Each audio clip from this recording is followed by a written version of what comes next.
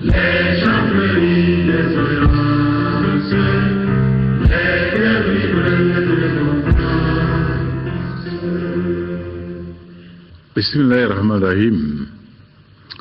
Maliennes et Maliens, officiers généraux, officiers, sous-officiers, militaires du rang des forces armées et de sécurité du Mali, de la MINUSMA et de l'opération Barkhane, mes chers compatriotes, Dieu soit loué qui m'accorde cette année encore le privilège de m'adresser à vous, mes compatriotes, et plus particulièrement, spécifiquement à vous, hommes et femmes en uniforme. Puisse l'année nouvelle être pour nos forces, pour nos troupes, une année de santé, une année de bonheur, une année de paix, de service rigoureux, ardent de la patrie. Je m'incline devant la mémoire de tous les soldats tombés sur le champ d'honneur. Soldats de Serval et Barkhane, soldats de la MINUSMA, soldats des FAMA. Je m'incline pieusement devant la mémoire de tous les citoyens, civils non armés, tués alors que vacants à leurs tâches quotidiennes, ou pour certains ayant sauté sur des mines précieusement parsemées par des lâches. Singulièrement, je salue la mémoire de tous nos administrateurs civils, odieusement, horriblement assassinés de la manière que l'on sait, et qui ont payé ainsi de leur vie, leur amour de la patrie, leur attachement à un Mali uni. Préfet, sous-préfet de Kidal, honneur à vous. Reconnaissance éternelle à vous. Aujourd'hui, nous célébrons la date anniversaire de la création de l'armée malienne. En effet, c'est le 20 janvier 1961, devant le corps diplomatique convoqué à cet effet, que le premier président du Mali, Modibo Keïta, annonçait la création de l'armée malienne. En réalité, l'acte de naissance de cette armée avait été déjà signé le 1er octobre 1960, soit seulement 8 jours après que fut proclamée l'indépendance du Mali. L'anniversaire de la création de notre armée est un symbole. À l'instar de tous les pays, l'armée malienne symbolise l'outil d'expression de l'indépendance et de la souveraineté nationale. De même, l'armée constitue un instrument principal de la cohésion nationale, de garantie et de préservation de notre unité, c'est-à-dire de l'affirmation de la République du Mali tant à l'intérieur qu'à l'extérieur. L'armée malienne a, tout au long de son cheminement, rempli cette fonction avec fierté pour le bonheur des populations et de la nation malienne. Officiers, sous-officiers, militaires du rang, chers compatriotes, la célébration de l'anniversaire constitue toujours un moment privilégié de rétrospection, d'analyse approfondie et de projection. Le 20 janvier 1961 est perçu comme marquant le départ du dernier soldat français. Toutefois, le contexte a bien changé à maints égards. L'évolution géopolitique née de la mondialisation a imposé au monde de nouvelles formes d'insécurité, changeant fondamentalement la nature même des menaces, et en conséquence, celle de la défense des États et des nations. L'armée malienne n'échappe guère à cette évolution, à cette logique. Aujourd'hui, plus que jamais, la plupart des armées du monde subissent, malgré elles, non seulement les impostures terroristes et djihadistes, mais aussi et surtout les différentes formes d'irrédentisme. Toutes choses qui ont fini par fragiliser notre outil traditionnel de défense. Dans un tel contexte, comme par l'effet d'une répétition historique inversée, depuis l'année 2013, le mois de janvier symbolise désormais la synergie d'action entre les militaires maliens et leurs frères d'armes des autres parties du monde. Cette fois-ci, il ne s'agit plus de soldats d'occupation, mais de soldats de la libération. C'est ainsi que le 11 janvier 2013 Le président Serval est intervenu aux côtés de l'armée malienne, qui se trouvait aux prises avec l'envahisseur terroriste et djihadiste. Tout récemment, en janvier 2015, c'est un jeune malien, Lassana Bachili, qui a sauvé des vies humaines en France. Simultanément, ou presque, les terroristes causaient de nombreux morts et la désolation en France. Tout cela vaut pour signaler la communauté des destins des armées et des nations face à la nouvelle menace transnationale. C'est pour précisément cela que nous avons, en votre nom, répondu avec honneur, et je dois le dire fierté, à l'invitation que le président Hollande nous a faite de nous trouver à ses côtés dans une marche mondiale contre le terrorisme et pour la paix. Cette marche qui a réuni les chefs d'État et le gouvernement de plus de 50 États du monde a voulu signifier le refus collectif de subir l'intolérable, l'inadmissible, l'ignoble. Et cela était dû. Nous l'avons fait dans un esprit très clair, refus du terrorisme sous toutes ses formes, y compris quand l'on veut agresser, attenter à ce que chaque peuple a de plus profond, sa liberté de croyance, son attachement à sa foi. Et la nôtre est très claire. Nous sommes un pays d'islam. Nous chérissons notre religion, surtout notre prophète Mahomet, paix et salut sur lui, que nul n'en doute. Tirant les leçons de ces circonstances, j'ai instruit au gouvernement de ne ménager aucun effort pour la remise en niveau de nos forces armées et de sécurité. Dans un contexte d'intégration multinationale prenant dûment en compte la menace terroriste, le processus de réforme a ainsi été engagé avec pour moment clé la tenue le 5 janvier 2015 du Conseil national supérieur de défense. En effet, au cours de cette session, le Conseil a entériné la loi de programmation militaire. La mise en œuvre de cette dernière s'attellera à la modernisation de la gestion de la gouvernance de nos forces armées de sécurité. Et c'était l'occasion pour nous de constater qu'une meilleure gestion de nos ressources humaines serait dorénavant à l'œuvre. C'est le lieu d'exprimer toute mon appréciation des efforts et sacrifices consentis par les forces armées de sécurité. La célébration de ce 54e anniversaire m'offre l'occasion de leur réitérer toute ma confiance. Nous relèverons ensemble les défis du moment, car ce sont aussi les nôtres. J'exhorte plus particulièrement le ministre de la Défense à veiller scrupuleusement à parfaire les capacités de notre outil de défense et de sécurité, et ce, en application stricte des récentes résolutions du Conseil supérieur de défense nationale. Les actions de soutien de nos partenaires de la réforme en matière de formation et d'entraînement montrent déjà des résultats appréciables. 5 groupements tactiques interarmés ont déjà été mis en place. Le gouvernement a consenti de nombreux efforts d'accompagnement qui ont porté sur le renforcement des capacités opérationnelles, notamment en matériel de soutien, en matériel et équipement roulant, ainsi qu'en moyens de communication, de maintien d'ordre et de protection civile. C'est du reste dans un tel cadre qu'a été passé le contrat de fourniture d'équipements qui a défrayé tant la chronique pendant de longs mois en 2014. Ce marché nous a valu des incompréhensions avec nos partenaires. L'examen profond des textes régissant les marchés publics, notamment la section relative au dispositif dit de secret défense, a amené le gouvernement à relire la loi dans le sens d'une plus grande transparence et efficience des dépenses publiques. Toutefois, il y a lieu de noter que le contrat en question ne portait ni sur des marchés fictifs, ni sur des produits superflus. Toutes les commandes qui ont été honorées correspondent à des besoins essentiels et urgents.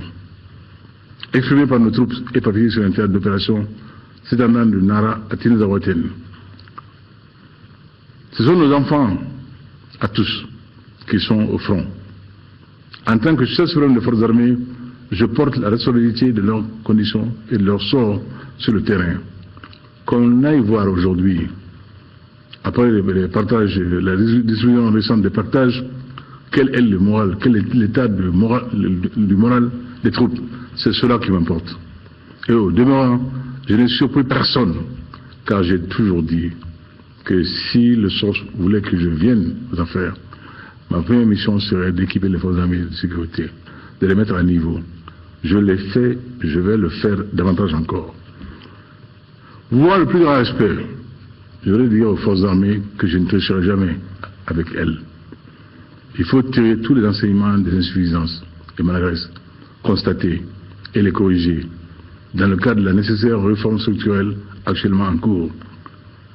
La restitution des forces armées de sécurité est nécessaire en vue d'en faire des forces républicaines motivées, respectueuses de l'état de droit, entièrement dédiées à la sauvegarde de l'intégrité du territoire et à la protection des personnes et des biens. En cela, elle sera conforme à la nouvelle politique de défense, déjà abordée dans mon adresse à la nation du nouvel an. L'année 2015 sera donc dédiée à cela. L'objectif premier de nos jours est la lutte contre le terrorisme. Ce dernier est un fléau qui présente malheureusement plusieurs facettes, dont certaines sont transfrontalières et transnationales. Il est d'une grande complexité et la lutte pour le combattre nécessite des sacrifices très lourds. Les Maliens à tous les niveaux devront se mobiliser à cet effet. C'est ainsi que nous pourrons mobiliser la communauté internationale à nos côtés. Officiers, sous-officiers, militaires du rang, chers compatriotes, la restauration de l'autorité de l'État s'inscrit en bonne place dans les priorités de mon gouvernement et de mon mandat. Toutefois, ici également, le dialogue reste un moyen privilégié et incontournable. Même si je mesure l'état d'esprit militaire à ce sujet, il s'agit bien évidemment d'un dialogue franc et constructif qui ne saurait en aucun cas mettre en cause la forme républicaine du Mali, ni son indivisibilité, encore moins sa laïcité. Je mesure l'amertume et les attentes des forces armées de sécurité par rapport au processus d'intégration à venir, suite au retour en son sein de certains acteurs jadis identifiés comme leurs adversaires sur le terrain. Je voudrais dire à tous que je les comprends. Cependant, mon rôle est celui d'un chef de famille, chargé de veiller à la concorde, à la quiétude et à l'unité nationale. Mais par-dessus tout, je suis chef d'État. Je ne m'y déroberai pas, je ne m'y déroberai jamais. Car c'est pour cela que les Maliens, dans une très large majorité, ont porté leur choix sur ma modeste personne. J'assumerai. Le processus du dialogue intermalien qui se déroule en Alger reste une opportunité à saisir. Je félicite l'ensemble des forces armées de sécurité pour leur esprit de discipline vis-à-vis du cessez-le-feu du 23 mai 2014 et pour leur aptitude à se contenir face aux nombreux actes hostiles et de provocation. Et oui, il faut le reconnaître et le dire avec force et conviction.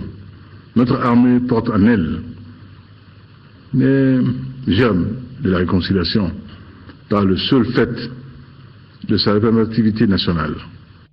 Nous ferons en sorte que cette représentativité soit davantage confortée, mais dans la fermeté et dans la rigueur. Je voudrais de nouveau insister sur le fait que nous mettons le développement et le bien-être au cœur des missions du gouvernement. Car tel est l'axe fondamental de mon mandat et tel je l'appliquerai. La guerre, nous la ferons si nous nous sommes forcés, contraints. Mais la guerre n'est nullement un choix, en tout cas nullement pas le nôtre. C'est à la paix que j'ai promise. C'est à la paix que je travaille. C'est à la paix que travaillent tous, société civile, médias, leaders d'opinion, communicateurs, autorités traditionnelles et religieuses, femmes et jeunes représentant leur communauté dans les multiples forats dédiés à la question du Nord. Cependant, les mines antipersonnelles tuent. Pendant que nous dialoguons, Pendant que nous dialoguons, des forces sournoises attaquent nos soldats et ceux de l'aménagement, comme nous l'avons vécu récemment encore à Nampala, à Tenenkou et Kidal. Pendant que nous dialoguons, ces forces tentent de diriger Tarankor, Anefis, Talmosrat, Diabok, Tapaïchat, Agamor, Talkint, Agelok et Ersan, en sanctuaire et en base arrière. Ersan, où j'ai passé quelques merveilleux jours. À quelle fin? Ces attaques sont lâches et elles sont le fait de groupuscules opposés au dialogue. Mais ils ne nous divertiront pas. Ils ne nous feront pas désespérer. Inch'Allah. Le processus intermalien aboutira. Inch'Allah. Il n'y a pas d'autre choix. Il faut que nous aboutissions à la paix. Le Mali n'a pas d'autre alternative. Le Mali n'est pas seul dans ce combat. Les groupes armés, quel que soit le temps qu'ils y mettront, devront accepter tôt ou tard la main que je leur tends. C'est un geste de bon sens, sincère et fraternel. Il est temps que nous arrêtions d'insulter l'avenir, de nous faire mal les uns et les autres, de faire mal à ceux qui nous aiment, surtout les personnes âgées et les enfants, pour des projets chimériques. Car tant qu'il y aura un Malien sur la terre de Mali, sur cette terre des hommes, personne n'acceptera la division de ce pays. Aucun Malien. Pendant qu'il en est encore temps, sachons raison retrouvée. Sachons unité retrouvée. Sachons de nouveau revivre ensemble et pleinement ensemble. Je dis donc au mouvement, de nouveau, venez à la table du dialogue. Nous y sommes. Mais venez-y cette fois-ci franchement, sans faux fuyant. Et surtout, les premiers responsables, ne laissez pas ça à d'autres. Le refrain n'ont pas pouvoir de décision est trop usé. Il est temps que vous veniez à la décision. Laissons les armes au vestiaire. Ne créons pas des démons qui nous emporteront tous demain,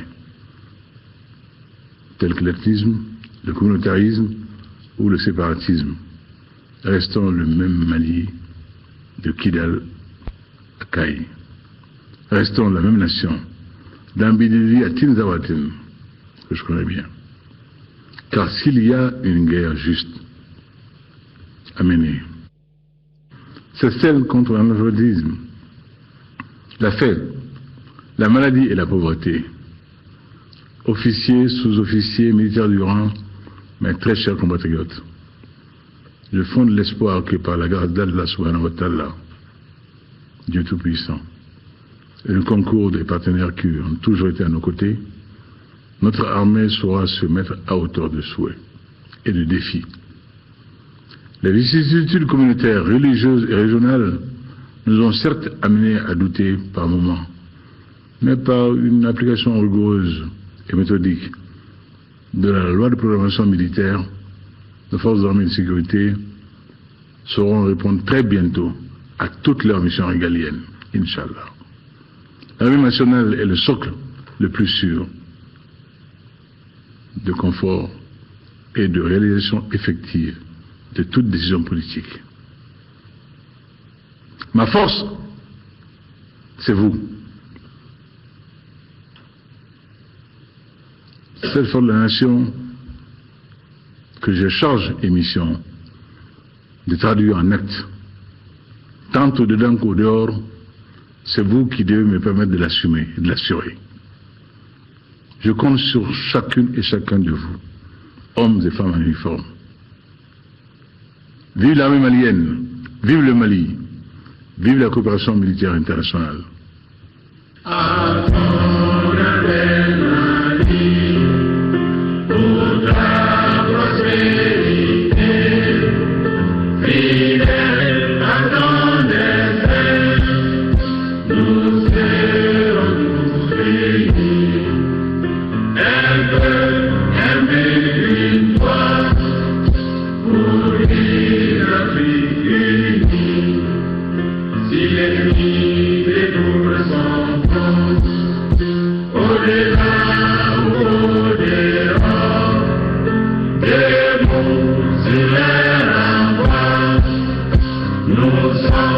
désolé de mourir. Pour l'Afrique et pour toi, Mali, notre drapeau c'est la liberté. Pour l'Afrique et pour toi.